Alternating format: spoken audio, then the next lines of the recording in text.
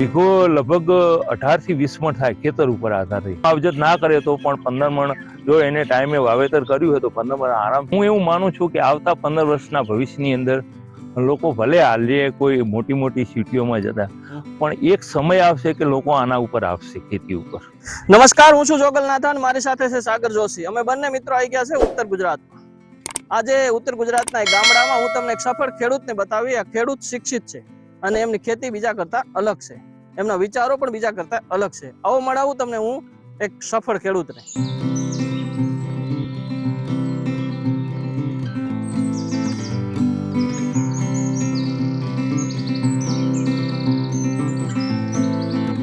કેટલીક ખેતીમાં ખર્ચો ઓછો હોય છે અને સારું એવું ઉત્પાદન હોય છે. હું તમને એક ખેતીનો એવો પાક બતાવીશ કે આમાં બહુ નજીવો ખર્ચો છે અને સારો એવું પાક ઉત્પાદન.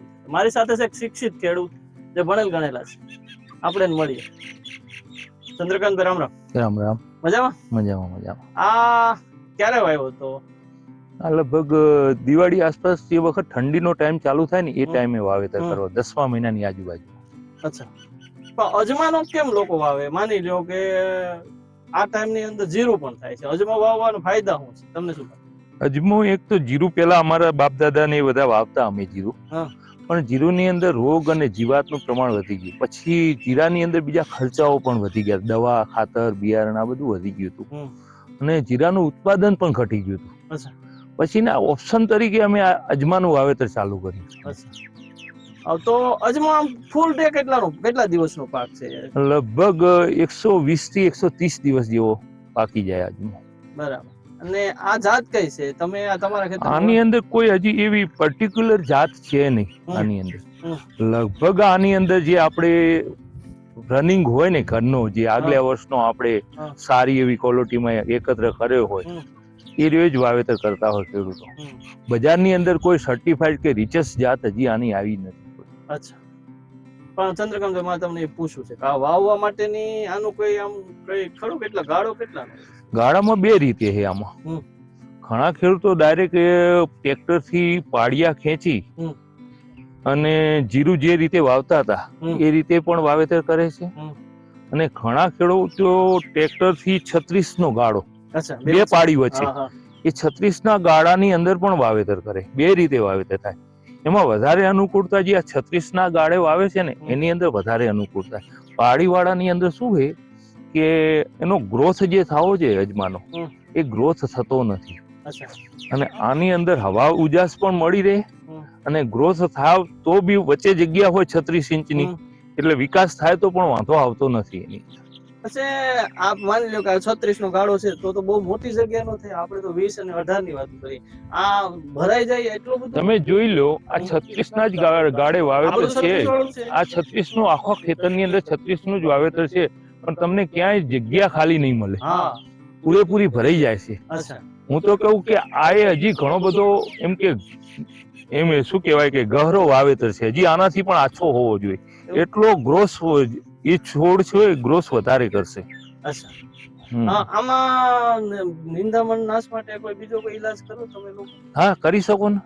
નિંદામણની હવે તો બજારની અંદર ઘણી બધી દવાઓ આવી છે.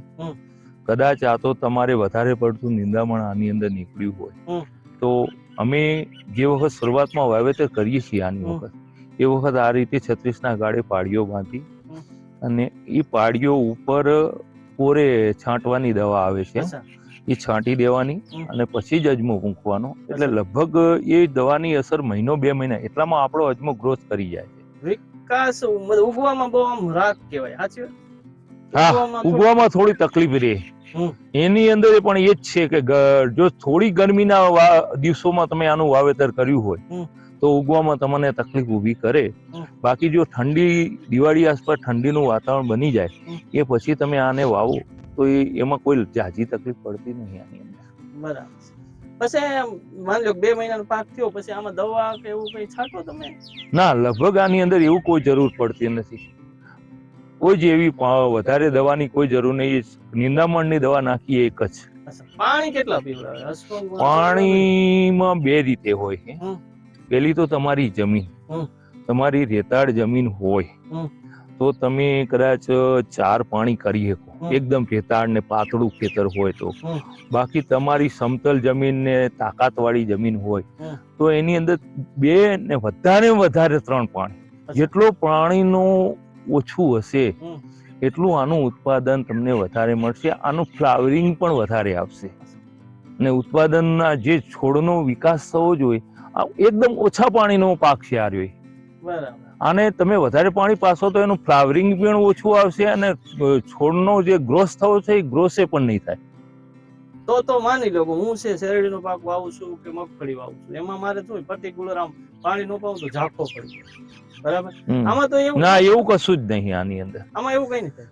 એક વખત જમીનની અંદરથી પાક ઉગી ગયો બહાર નીકળી ગયો પછી એને પહેલી શરૂઆતની અંદર જેને કહેવાય ને ટૂંકા ગાળે પાણી મોરહણ ઉગવામાં જો થોડી ઘણી મિસ્ટેક રહી હોય તો એ પહેલું પાણી બીજા પાણી એ થોડું ઝડપી આપવું પડે છે. ત્રીજું પાણી તો તમારું ખેતર કે ને ફ્લાવરિંગમાં આવવા થાય, આવું ફ્લાવરિંગ ચાલુ થાય એટલે ત્રીજું પાણી આપવું પડે, બાકી કશું જ હોતું નથી આની અંદર.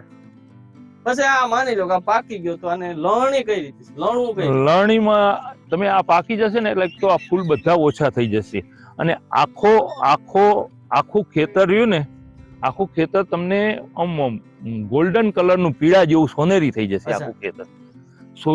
એટલે તમારે સમજી લેવાનું કે આ બધો ટોટલી પાક ઉપર આવી ગયો છે.